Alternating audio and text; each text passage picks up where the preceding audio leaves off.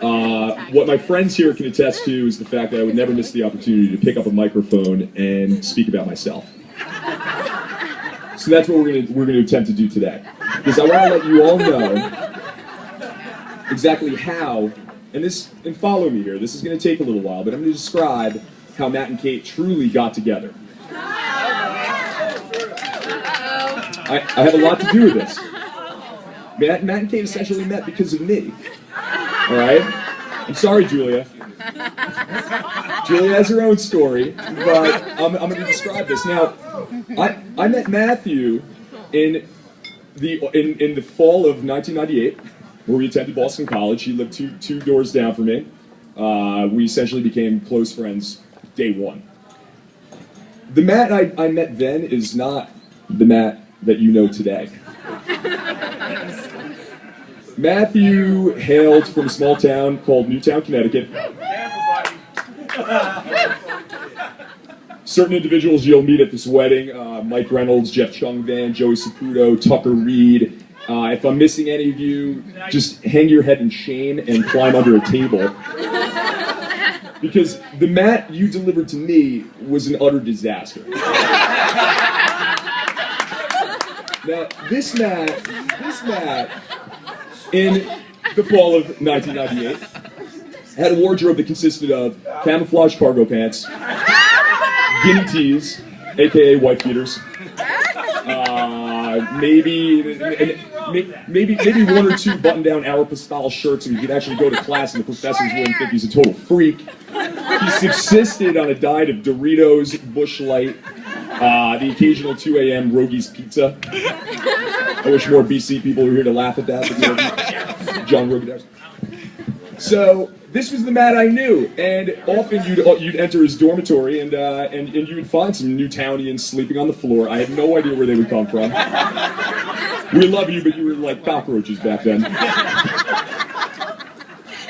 So, but I saw potential in that. I really did. I mean, he was this misshapen ball of clay, but he was handsome at the heart of it. He was athletic, he was intelligent, and he helped me get through finance. That's for sure. Thank you, Matt. I got C's in accounting. And so now, after getting to know each other for about 5 or 6 months, come March of 1999, we decided to go on a little sojourn, a pilgrimage, if you will, to the cultural epicenter, Cancun, Mexico. And I witnessed Matt's cultural conversion. I mean, he really assimilated with locals. He took on, he learned the local tongue. He just started his journey to become refined. And that allowed him to then come the fall of 1999, as we entered a sophomore year in college, to move to a little apartment with myself and Todd Lowen. Todd, take a bow. You're a big part of this, Todd.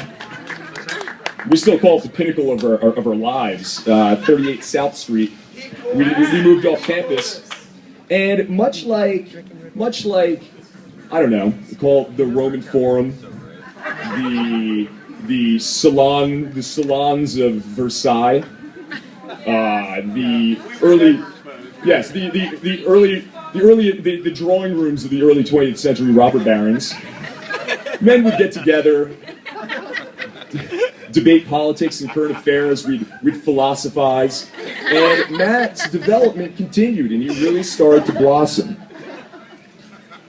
So now fast forward 5 or 6 years, Matt entered the workforce at JP Morgan, did his thing, he became really the determined, wonderful, handsome metrosexual that we know today, capable of landing an intelligent, vivacious, incredible woman named Kate.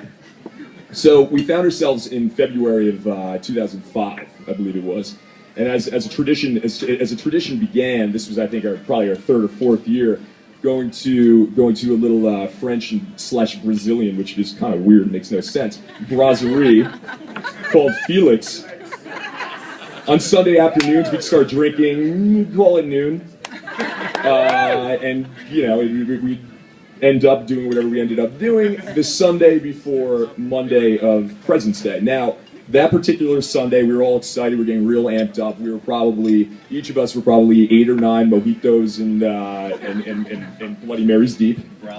And came in a little crew. We were sitting in the center of Felix, as we always did, sort of Knights of the Round Table, except we weren't knights, we were the Wolf Pack. Wow. Wolf Pack.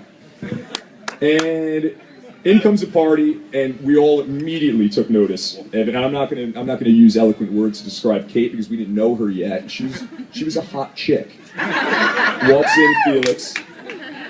She walks in. We all immediately sort of harnessed our man vibes. We kind of put our beacons out there, hoping to be noticed, make attention. But the occasional try to make eyes. We all took notice immediately. But within about 4 minutes, those beacons were dimmed. They were completely tempered. We were disappointed and dejected. Our wolf tails were between our legs. Because within about 4 minutes, Matt and Kate, there was like a magnetic force, and they had met. They were exchanging numbers. They were talking. I'm sure about very highly intellectual things. And I knew that at that point, my work had been complete.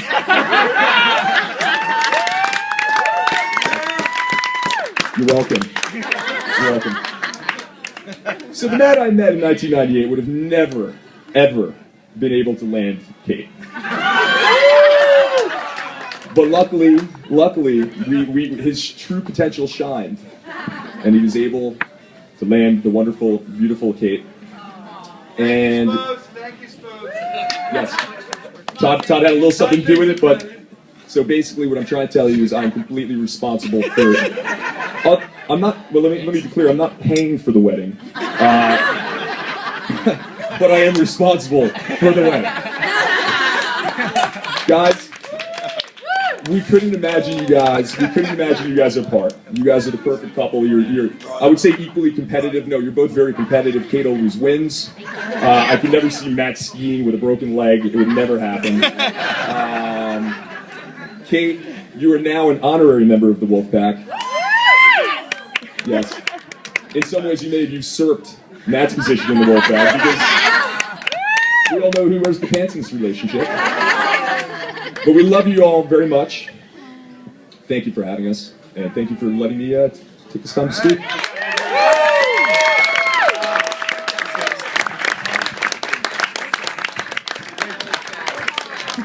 Now I could drink. Who's up?